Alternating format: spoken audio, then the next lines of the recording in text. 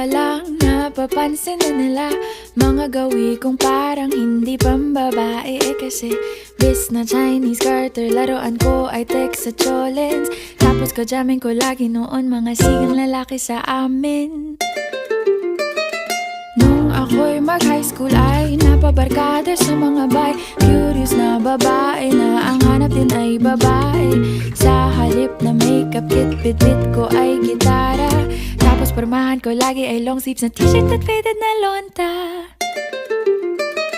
Pero noong makilala kita, nagbagong bigla ang aking timpla. Natutuwa ko na magpariban at mag-ahit ng kilay at least once a month. Hindi ko alam kung anong meron ka na sa akin ay nagpalambot ng bigla. Sinong mag-aakalang lalaki pala ang bibiyag sa tulad kong tigreng gala.